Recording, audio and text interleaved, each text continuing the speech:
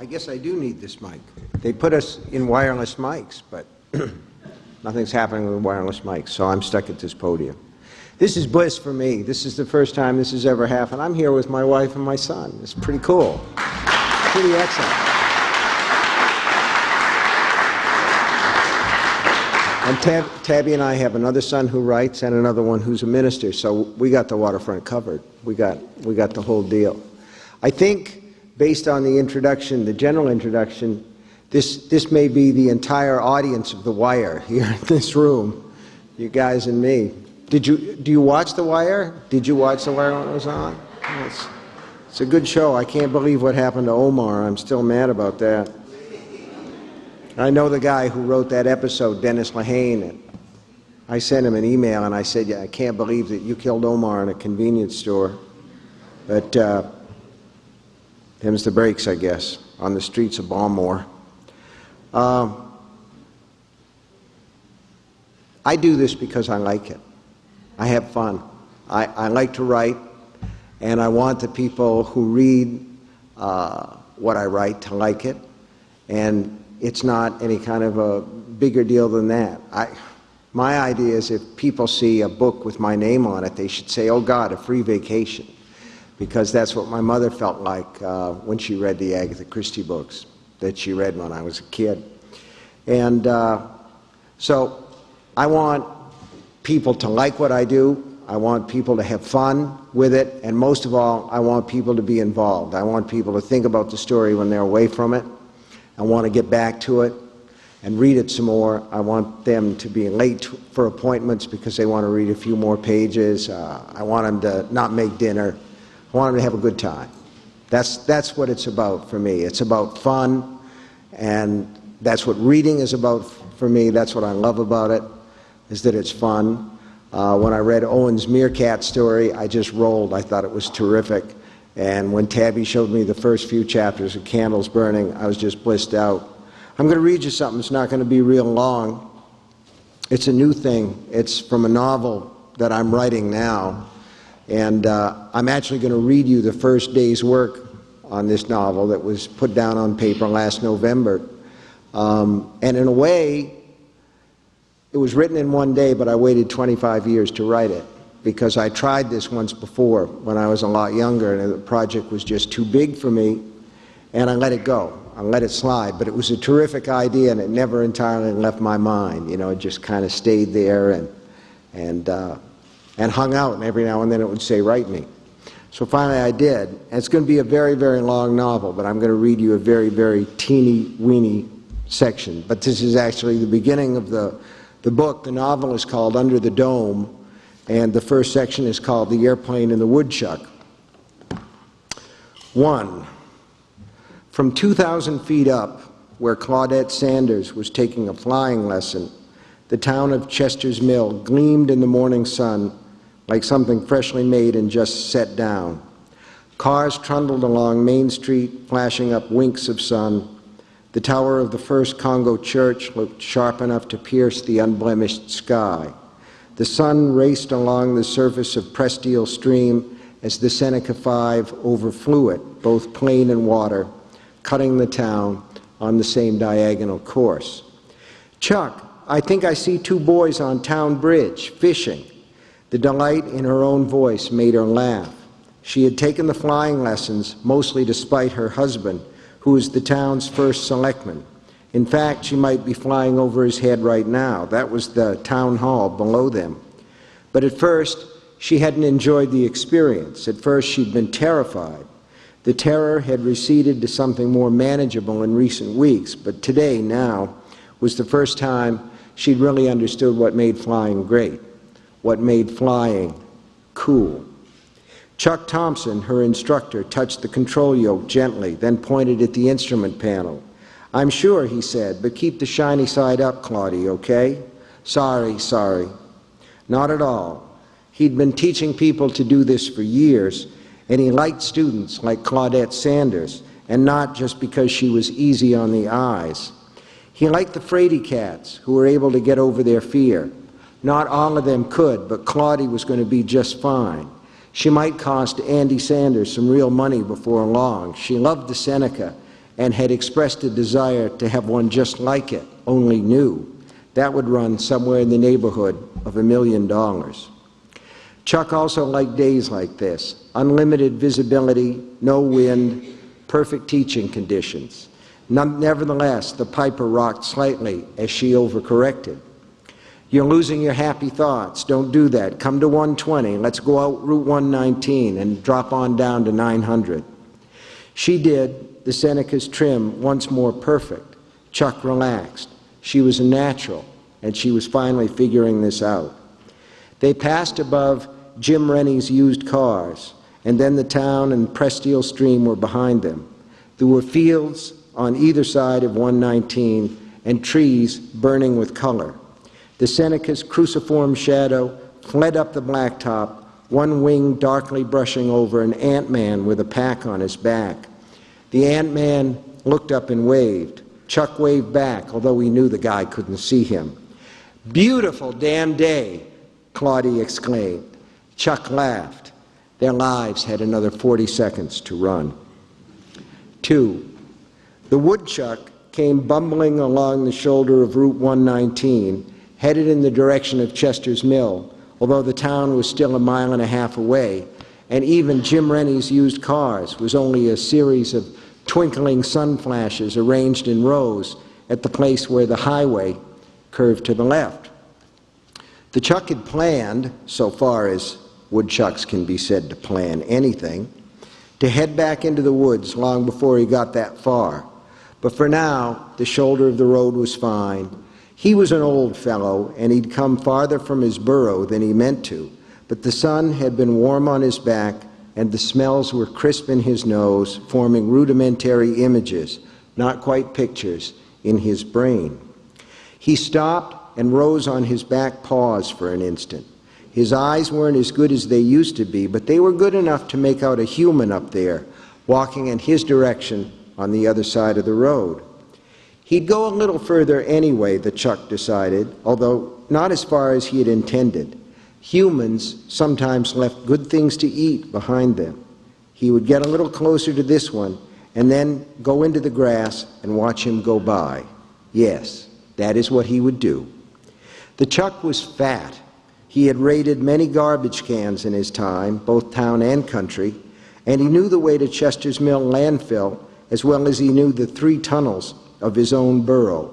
Always good things to eat at the dump. He waddled, a complacent old fellow's waddle, watching the human walking on the other side of the road. The man stopped. The woodchuck realized he had been spotted. To his right and just ahead was a fallen birch. He would go under there and wait for the human to go by. Then he would investigate the human's back trail for any tasty... The Chuck got that far in his thoughts, and another 3 waddling steps, although he had been cut in 2. Then he fell apart on the edge of the road. Blood squirted and pumped. Guts tumbled into the dirt. His rear legs kicked rapidly twice, then stopped. His last thought, before the darkness that comes to us all, Chucks and humans alike, was, what happened? 3. All the needles on the control panel dropped dead. "What the hell?" Claudie Sanders said. She turned to Chuck. Her eyes were wide, but there was no panic in them, only bewilderment. There was no time for panic. Chuck never saw the control panel. He saw the Seneca's nose crumple toward him. Then he saw both propellers disintegrate. There was no time to see more, no time for anything. The Seneca exploded over Route 119 and rained fire on the countryside. It also rained body parts. A smoking forearm, Claudette's, landed with a thump near the neatly divided woodchuck. It was October 21st. So that's... No. Thanks. See, I'm a total child about this. The only thing that I really want is for you to want to know what happens next. So that's where I'm coming from, and that's what I like about it, and that's what I hope that you'll like about it. And for me, That's the joy of what we do. So I'm sure you have some questions. Thank you.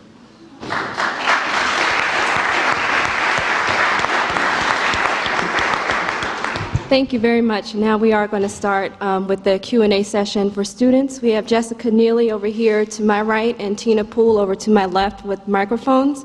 So please feel free to walk to either one of them to ask whatever you would like. Somebody's got to do it first.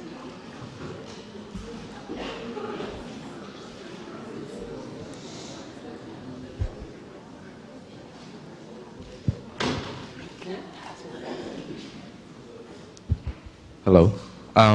Hello, my name is Clifford Ford. I'm from Cardozo Senior High School, and I had a question for Stephen King. I wanted to know why most of your writings were very gruesome and bloody, and there's a lot of violence and people dying and everything. I wondered why you would really put that in there. What possessed you to do that? Why my writings are so gruesome and bloody? I have no idea.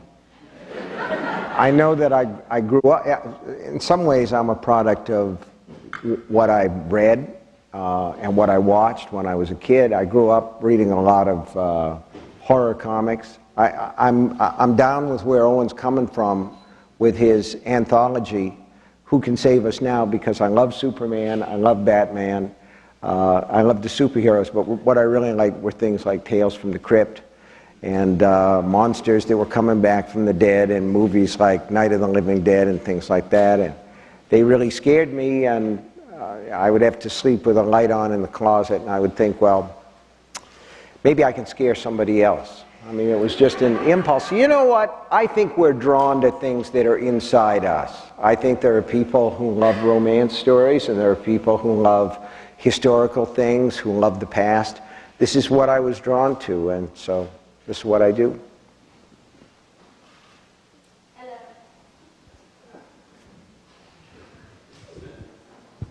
Hello, I'm Tiquanda Sledge from Idea Public Charlie Military Academy. And I wanted to ask for Ms. King, why do you believe that you were choosing in particular to complete Candles Burning? I'm sorry.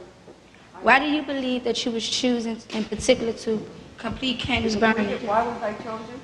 Yes. Well, the estate, Michael's estate owed the publisher money, so they wanted to finish the manuscript to try to get their money back. And I know for a fact that I was chosen through the intervention of some people that I know who were talking about this with an agent and said, hey, you know who could do this? She knew Michael, and she might be interested in the project, and so it came to my door, and as I said before, given that I wasn't going to have to argue with my collaborator, I thought that was a great deal. And I think it's a case of I was the first person they asked, and I said yes, and so they didn't have to go look for anybody else. But they would have been looking for someone who was compatible with Michael's worldview, I guess, or close to it.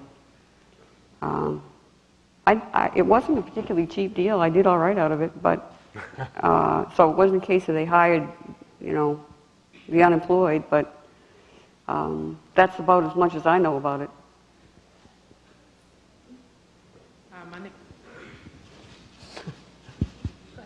Hi, my name is Vanessa Maldonado. I'm with Cardozo High School, and I'm Mr. O'Leary's AP Literature class. I brought my IT DVD because it's my favorite movie, and I looked you up online, and a lot of my fears are in this movie, and I realized that you have many, many fears. Fear for someone else, fear of others' paranoia, fear for death, fear of insects, especially spiders, flies, and beetles, fear of clothes in places, fear of rats, fear of snakes, fear of deformity, fear of squishy things, and fear of the dark. Yeah, it's pretty much global. Yeah, it's. There's a lot of that in it. Did you lose? Because I know the clown. The way I see it is the clown is like a figure of like my fear. Like I pictured in the clown, and I know that everybody has their own fear, and I guess that clown was just like the thing of what you fear of. Did you use like a lot of your fears in this movie to like? Yeah, I tried to think of the things that frightened me when I was a kid, and clowns were one of the things that frightened me when I was a child. And, you know, it's amazing to me how many young people will come up to me and say, you know, I really saw that movie, it really scared me, you know. They see it pretty much runs on Sci-Fi Channel all the time, along with Rose Red and Storm of the Century. And when I was a kid, one of the things that always interested me is parents would bring their kids down in the front row to see the clowns. And the kids are like, ah, make it go away. It's got a scary face. It's got a, you know, it's deformed. It doesn't look, and the clown is trying to be funny and everything, and it just looks like death on a cracker. So I thought to myself, you know, clowns are really scary. So, and besides, clowns are never who they seem. And I can't remember, Tabby, was that before or after John Wayne Gacy, who was a serial killer? It was after. Yeah. And so I was thinking about him too. He had killed a number of children, and he liked to dress up as a clown, and I thought, ooh, that's really scary. Yeah. But it was a book about fear, and so I wanted to explore as many fears as I could. Hi. Okay, hello. I'm Ann Ashmore Hudson, and I'm one of the adults who's excited to be here. I'm actually chair of the DC Commission on Arts and Humanities. And my question has to do with just the process of writing, and I'd really like to hear, if really from all of you, when you get into a character, when you sort of go into that space, for me it's almost like a little rabbit hole. I'm afraid I can't get back up. So my question to you is, how do you do that? How do you get back out once you've created a character and you're there with them? How do you come back? It's not like acting. It's not like, you know, I guess actors have a lot of problems with dropping the character when they go home, or many of them do. But I know of a story about a writer who couldn't get away from the character that he had created, which Steve wrote. But I never found any difficulty walking away from the character or opening my eyes. When I write, time passes and I don't know about it. I'm in a kind of a trance state, and I'm sort of in that world. But I mean, I'm fully present. Otherwise, I may not be aware of the passage of time, but you know, if the phone rings, I'm going to hear it, and if the house is on fire, I'll know. Well, I might not notice that, but actually, I have no sense of smell, and consequently, until the smoke gets really thick, I don't notice that anything is burning. But that's what fire alarms are for. But in any case, no, the character and the world that you created in writing isn't that encompassing, I don't think. That's my general feeling about it. I think for me, I work so hard to write the piece and it takes so long that by the time I'm done, I can't wait to see the backside of all the characters. I mean, I think common phenomenon. You know, sometimes you get a really cool voice, and it's like, it's a little sad because you know that you used that voice, and now you've got to do something different, and that was really easy because you figured out how to do it. But I don't know if that's the character exactly, especially because I write in third person most of the time. It's just sort of a groove you get into, but when it's over, you got to let it go, and so it's kind of sad, but it's also kind of a relief. The bad guy in the book, the chief, the head bad guy, the head villain in the piece, well, the book that how am I going to put this? In Under the Dome, of which I just read you the first 4 pages, is a guy named Jim Rennie. He runs the car dealership. So he's Big Jim in the book. He's Big Jim Rennie. And he's also one of the town selectmen. And the head selectman is the husband of the lady who dies in the plane. That's Andy Sanders. And what I was thinking when I did this, okay, is you've got the first selectman who's kind of this weak, lame brain guy, and you have the second selectman who's really sort of a sleazy but a very powerful guy who sort of manipulates the first selectman. And I thought, it's just like Bush and Cheney. You know, you've got And so I decided I was going to play at that if I could and see if I could make that little dynamic work throughout the course of the book. But also, and this is how, for me, character develops from real life. When Owen was in high school, Owen played basketball, and I'm not going to mention the coach's name, but the coach was a very religious guy, a very fundamentalist religious guy, and he wouldn't swear, and we listened to Owen tell all the stories. And instead of saying, "You sons of bitches have got to run," this guy would say, "You cotton pickers have got to pick it up." And I thought, what a great detail. I'm going to put that in this story, because it just fits for that character. So character develops that way. There's a guy down here in the front row who's holding a book of mine called Dolores Claiborne. And in that book, Dolores Claiborne, the characters sprang out of a lot of stories that my mother told and things that I saw when I was a little kid, because she took care of her own mother, who was old and getting senile and very domineering. And so kind of developed that into the thing. But I bet you anything that, when you're writing about those two characters and Under the Dome, you were inspired by something real, but as soon as they hit the page, they don't owe anything to the real people anymore, know. And I think that's something to keep in mind when you write a story. You're going to think to yourself, oh, this character's, sort of subconsciously a character come out, and you'll realize, oh, that's just like that, that friend of mine. But once you start writing about them, you no longer have to worry about them behaving as your friend would behave, because now they're yours on the page, and you don't owe anything to anybody real, because that's nonfiction, not fiction. And people don't recognize themselves in that anyway, because they're not. Now, was there a point where Callie Dakin stopped being Michael's Callie and became yours? Oh, page one. Page one. As soon as I accepted the job, I owned every character in the story, and I killed people off, and I eliminated characters, and I did anything I wanted with them because they were mine then. And if I was going to tell the story and tell it in the most strong way that I could, the strongest way that I could, I had to map it out. It had to follow a certain, if you will, riverbed. And so anything that would be distracting from the central part of the story that couldn't serve the story, I would get rid of. But it's something that Steve said in in the Gunslinger stories. Everybody has to serve the beam.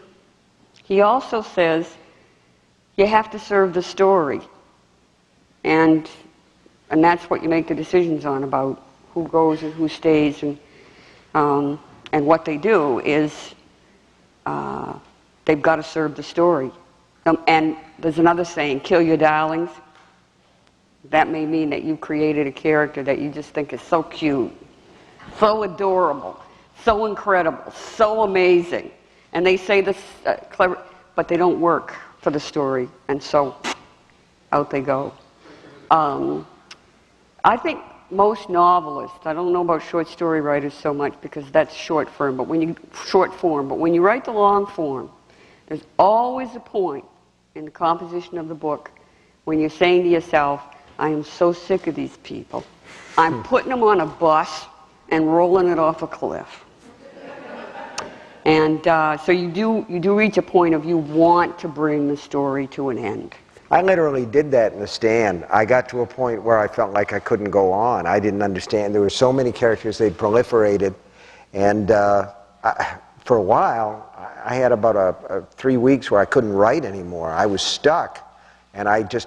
I went for long walks and thought about it and thought about it and thought about it. And I got to the point where I thought to myself, I can't finish this book. I've got 450 pages of this novel, and I'm not going to be able to... And then one day on one walk, just what Tabby said, I thought to myself, why don't you blow most of them up? Worked like a charm. That particular manuscript was like this high.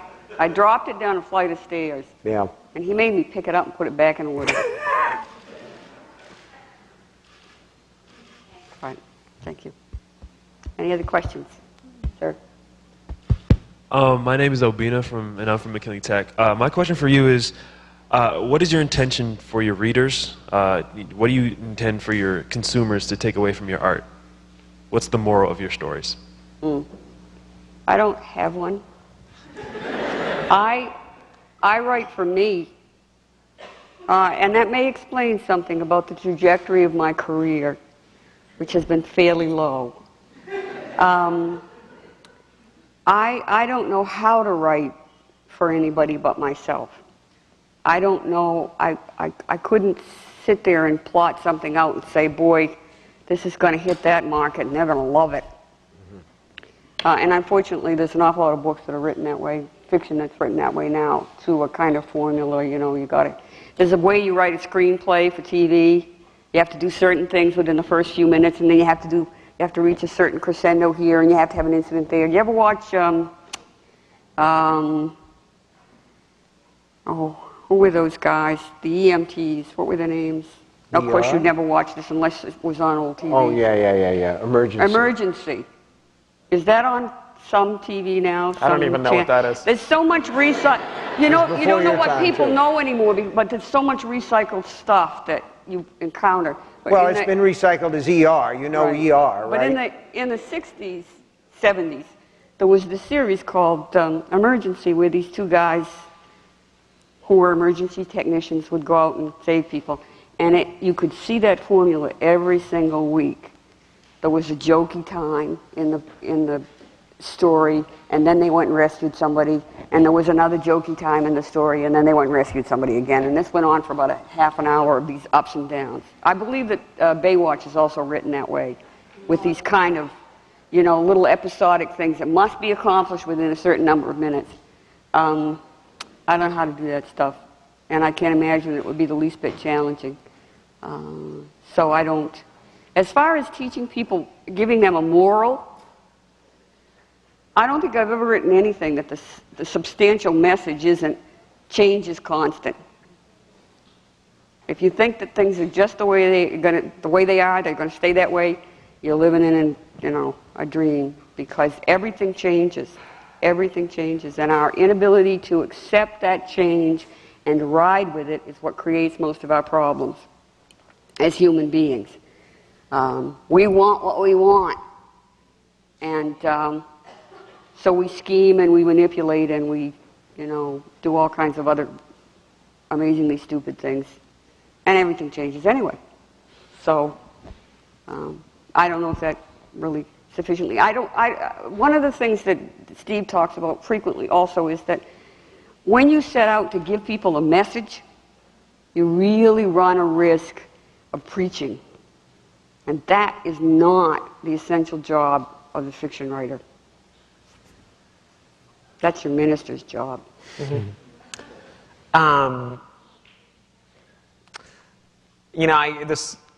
My wife is a novelist, and she said something to me once that struck me as being incredibly true, which is that it's very difficult to go from, writing entirely for yourself in your own little space and making up stories that no one ever sees, and then once you've published something, then people have expectations, and you realize that once you let something go, it's not yours anymore. So I think for me, I certainly don't write with a moral in mind. I mean, I want to write things that feel authentic and feel really good and true, and I do it for myself, and then when I'm done with it, if I think it's extremely original and extremely good, then I'll try to publish it, but then that, like the other 92%, has got to stay in the computer where it can't harm anyone, me especially.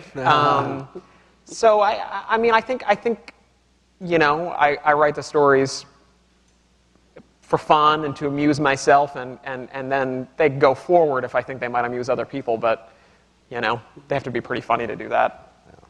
No, I still do idolize Frank Norris, the novelist who wrote McTeague and the Grain Belt novels. And he said, somebody asked him about criticism of his work, and he said, what do I care if they criticize my work? I told the truth. And for me, that's the important thing. You tell the truth that you know in your own life that's based on your own experience. And if you lie about it and you gussy it up and make it nice, it's no longer the truth, and then it becomes immoral. And for me, the truth is that most people are good, most people try hard. Good does not always succeed, and when it does succeed, it's with a terrible effort, and people usually get hurt in the process. But that's life. Hello, my name is Ashley Hearns. I'm from Tabitha, and my question is for Owen King.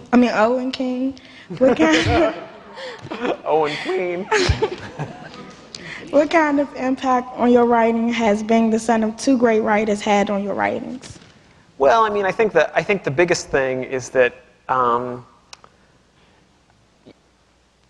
think one thing that a lot of writers really struggle with is the idea that writing can be a job. And I was very lucky.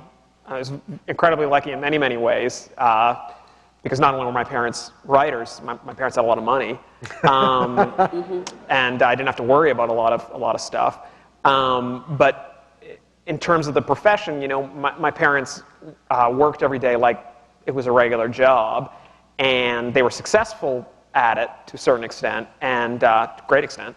And so when I went to graduate school and was trying to improve my craft and to write publishable things, it didn't seem like quite as much of a leap of faith for me as I think it does for some people, because I'd seen it done and I knew it was possible. I mean, I think that it also gave me some false impressions about how easy it was to get people to read stuff. But it definitely made me feel like I could do the job, and I think that's the biggest thing that I drew from my parents, and also a love of stories and reading things, and reading a great variety of things and writing a great variety of things. I was very lucky that way. I was very mean to him in high school, because when he showed me something he'd written, I'd tear it all apart. See, I wasn't in high school. I was actually like 7, well. You know, it was a story about my trucks, you know. And so she red inked it. I mean, I think there's a certain amount of, many of you may come from happy families, and that will be a hindrance to developing as a writer.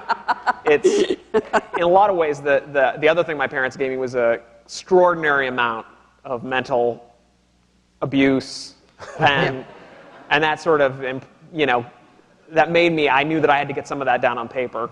So, yeah, it's so if those of you that do come from happy families now, if you can sort of ask your parents to be, you know, behave towards you in unconscionable ways, that may help you develop. Now, let's get this quickly. straight. He was my third baby, and he about killed me. Right? Right. And I've told him this all his life, that, you know, that I never had another kid after that. That ought to tell you something right there. But, you know, I think reading is the big thing. You know, when I was a kid, I read a lot because my parents had books everywhere. To them. And by the way, there isn't anything you can do better for your own children than to read to them right from the beginning. Right from the time that you bring them home from the hospital is you read to them. And what happens when you do that is this becomes the contact between you and your child every day, every night when they go to bed. Best reading, which is so important to intellectual development, with this connection between you and the child. And so they begin to have very warm feelings about that storytelling. And of course, they're getting the storytelling, which is also very, very important. But you cannot do anything better for your child, ever, than to read to them. And they will come to you after a while, and they'll bring their books. and they'll want you to read the same damn thing over and over again. When they're really little, you have to read Goodnight Bunny about 1 billion times.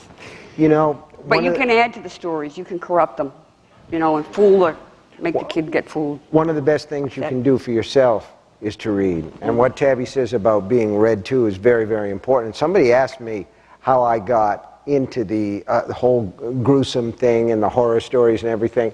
When I was 8 or 9, my mom took me on her lap and read me Dr. Jekyll and Mr. Hyde. He did have a difficult upbringing. Well, what I remembered was that at one point, when Jekyll is in his Mr. Hyde form, he walks over a little girl, and then he enjoys her screams so much that he turns around and walks over her again. And the guy says you could hear the bones snapping inside her body. And I thought, oh, that's terrible. I want to write something just like it.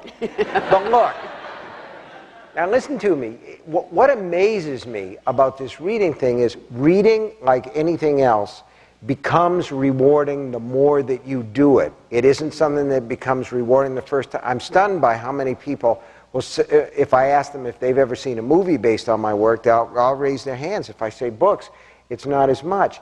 And the same people who understand that in physical endeavors like sports, anything like that, there's no gain without pain. They'll go and they'll hit the gym and they'll work out and do this and do the crunches and yell at each other. You feel the burn. Yeah, I Charlie horsed up. The same people say, I don't want to read a book. That's so hard. If you do it an hour a day, it becomes something that's not only enjoyable, it becomes addictive, it becomes a part of your personality. And it's the readers in the world who become the writers. You cannot write unless you read. And the readers in the world, regardless of how much or how little writing talent they have, become the people who succeed in life.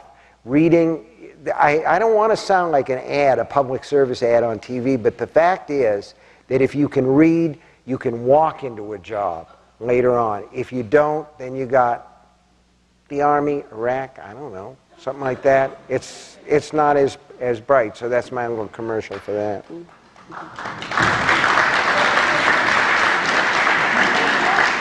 Let's take a question on the side from Tina. Hi, Mr. King. My name is Naja Riles, and I'm here with McKinley Tech. In several of your books, you have characters or themes that kind of go from one book to the other, like you had the Crimson King in the Dark Tower series, and then Insomnia, and then in Dolores Claiborne and Gerald's Game, I think there was a thing with the fireworks that kind of went down. Do you already know that you're going to do that, or does it kind of just happen that these things are going to be in 2 or 3 different books? For a long time, it seemed to me like a lot of the stories are interrelated, and that the Dark Tower stories are at the core of that. And I sort of like them when they come across so that different stories kind of overlap with each other, because then to me it feels like, like a big story.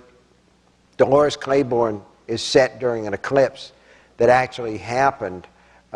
It's a historical where there was a full eclipse across the state of Maine.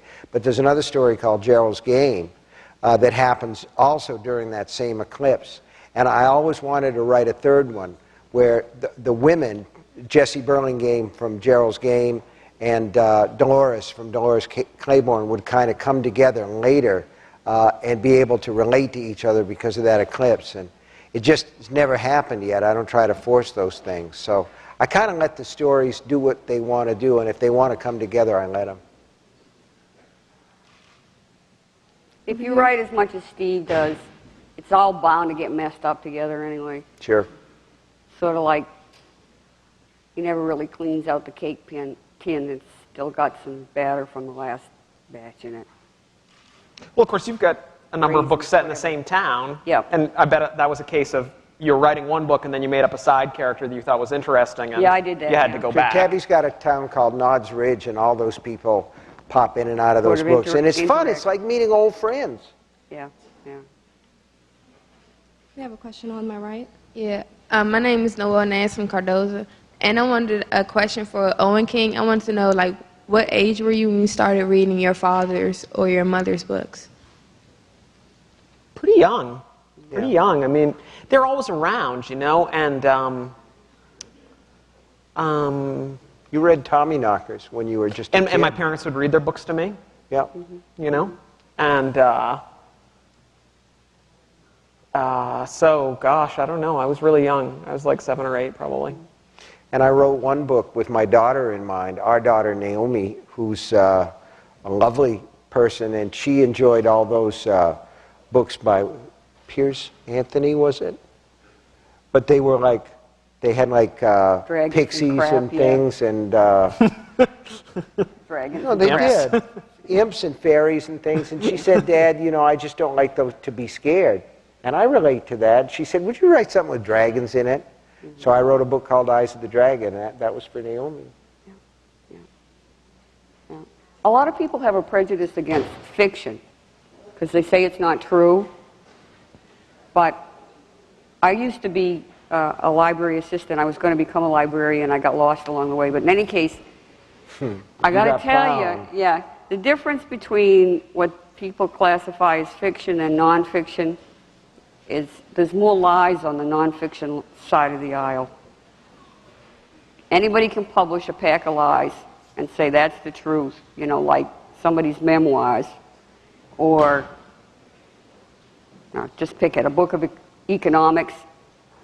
That's not any more real, and it's usually less real than what fiction can do.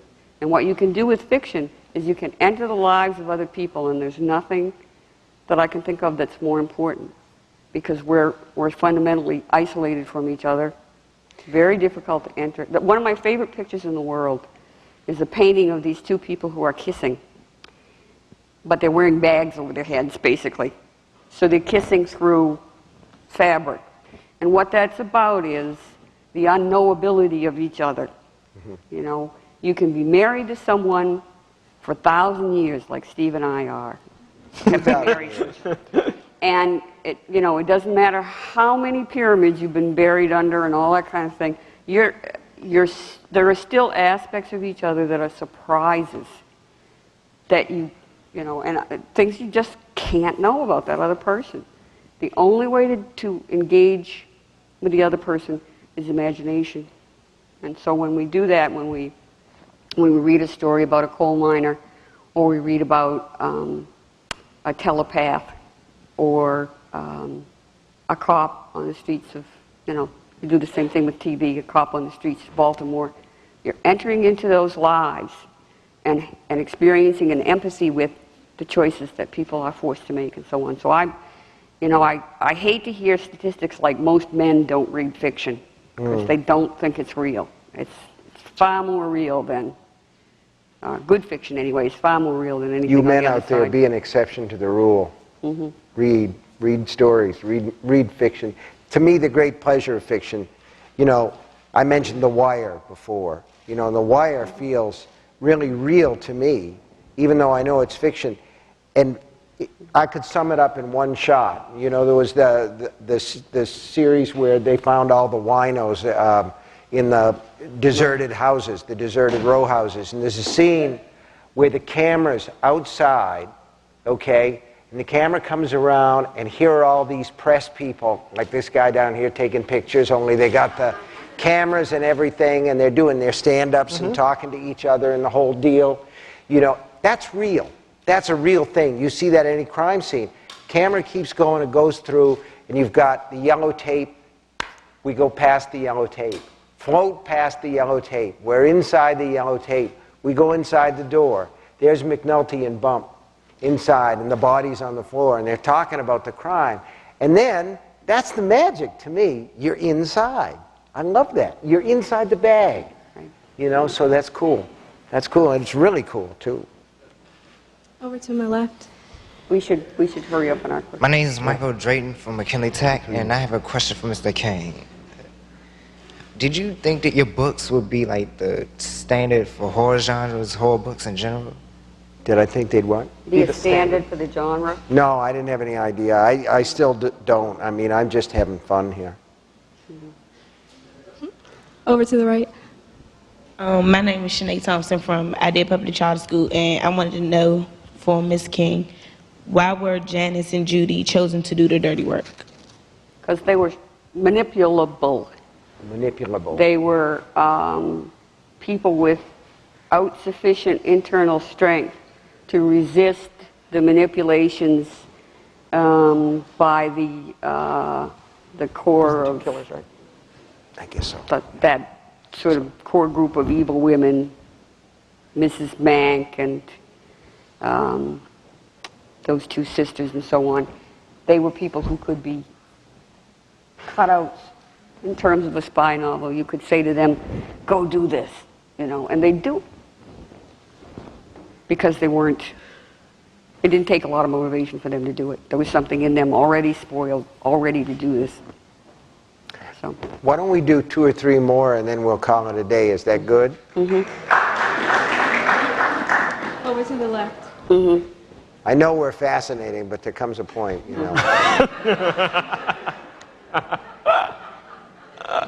Hi, my name is Jasmine Duckett, and I'm from Cardozo Senior High School. Now, this question is for all 3 Kings. Do you get criticized a lot, and how do you take it? Oh. It's devastating. I hate it.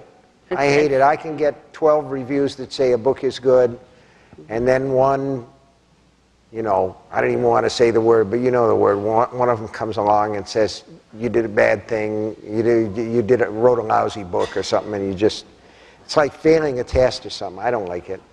Yeah, I think it's always pretty depressing. But it also kind of depends on the way it's kind of the way it's phrased in some ways. If the reviewer sort of essentially says, this was a noble endeavor that I didn't really connect with me, then that doesn't feel too badly. But when it sort of makes you feel like it was not such a noble endeavor, then that's a pretty bad feeling because you put years into the books. It's human nature to remember criticism more easily than praise. That's just reality. It hurts more when you feel like they haven't done the job that they were asked to do as a reviewer. When somebody says right from the get-go, I don't like this kind of book. I've never liked this kind of book. I don't like this person. They're not a good person. Blah. That kind of review, the reviewer never should have been chosen. You need to have somebody who cares about the book. They don't necessarily have to like you personally, but if they've never read the kind of book that you write, they got no business, making the criticism of it. Have to say one thing, though. If they're all saying the same thing, it's probably you got a wrong. problem. Yeah. But also, you never think that what you wrote was perfect. Oh yeah, you know the imperfection of what you wrote there's better something than that's anybody. not perfect about it, and it's so if you read a review, it's not such a big deal if it's a mostly good review, but then the reviewer says something like, but this one character really didn't buy this, and you can live with that. But it's when they say that it was a complete fiasco that you feel pretty poorly. Don't buy this book. Don't drop it on your foot. That kind of criticism. Right. Yeah. So. I have 2 more questions over here, and then we'll wrap things up. My name is Katasha Haywood, and I'm a junior at Cardozo Senior High School. And my question is for all 3. Are any of your books based on dreams, nightmares, or even desires? Nightmares? Was that it? Are any of the books based on nightmares or dreams or fantasies, I guess? I'm not sure I should even get into this question. Dreams we all have dreams. And to me, they're always little novels. If you pay attention to your dreams, they'll become more and more coherent to you. They'll have more and more elaborate stories. If you talk to a novelist very often and you ask them about their dreams, they'll tell you these amazingly detailed things about their dreams. They're little novels, they're little stories. One of the things that human beings are compelled to do is to tell stories, and we tell them to ourselves. And so often, that dream is just yourself sending you like an email saying, hey, pay attention to the feelings that you're having about what you're doing right now. You know, if you're having a dream that's full of anxiety, okay, you're doing something that's making you anxious in your life. But I think because I feel that's where the novel starts. The storytelling always starts within the human being and within the part of the mind that does dreams. We are all capable of dreaming, and we're all capable of telling stories. And that's the immediate connection with dreams to me. As to whether I have ever written down a dream, no, but I've heard some other people's dreams that should be written down. The novel is a sort of dreaming, waking dream as you write. You're using exactly, in my opinion, the same mental muscles that everybody has and they use in their dreams. What the novelist does, what the fiction writer does, is work those muscles all the time.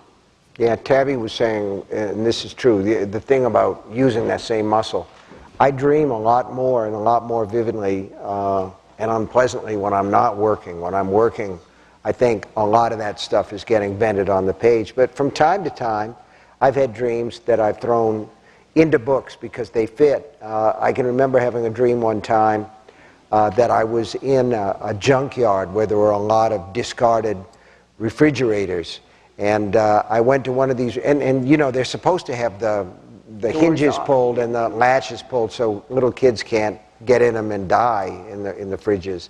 But in this dream, there was a refrigerator and it was closed, and I went up to it and I opened it, and it was full of these bloodsuckers. They were all over the inside of the refrigerator, and they flew out and they started to light on my face and things and suck my blood. And I woke up and I was terrified, and I thought, geez, I'm going to put that in a book, and I did. I put it in it. So it was a very handy dream. I think that I write really consciously. I see something, or I hear something, or I read something, and that inspires me to do something, and then I get in that subconscious place once I start. But I start from a really awake place, really no dreams involved. One more. I'm Shayla Thomas from Cardozo Senior High School, and I just wanted to know, like, have you ever wanted to, it's for all three of y'all, like, have you ever wanted to, tell, like, your mother or your father or your son or your wife or your husband or your son, like, that their book wasn't good and stuff? Or, like... No, I mean, I don't think so, because I never felt that way. But also, I mean, it sort of comes back to reviewing, too. One of the things I've never really, there's this famous Kurt Vonnegut quote where he says,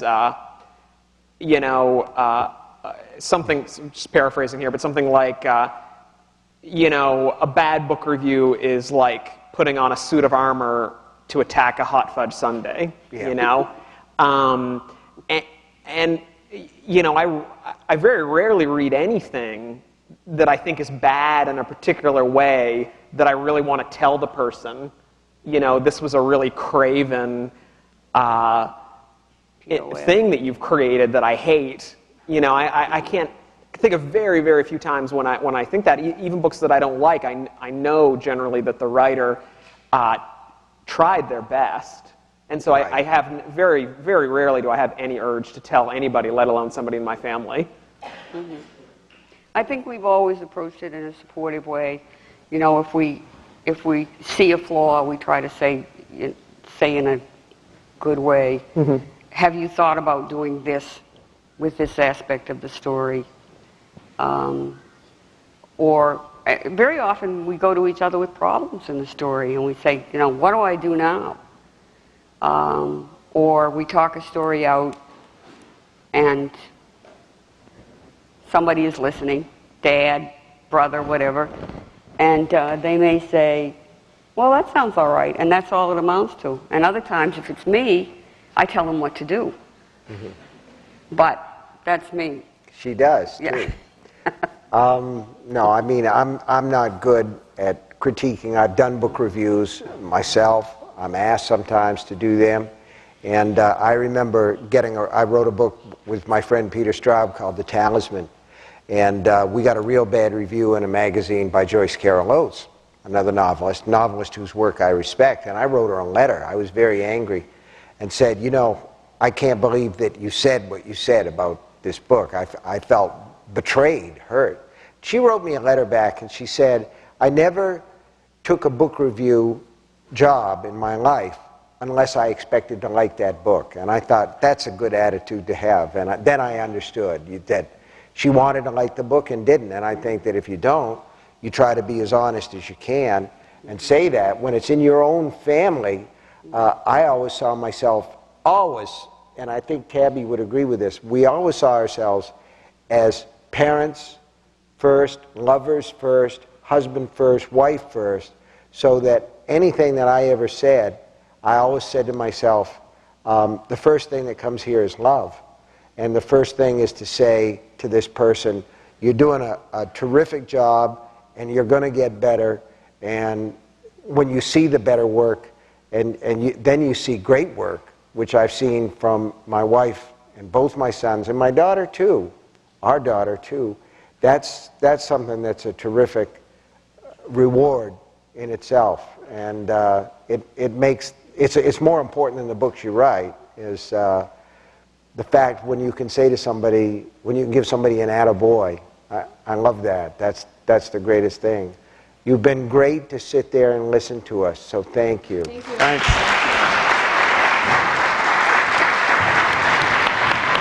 Thanks.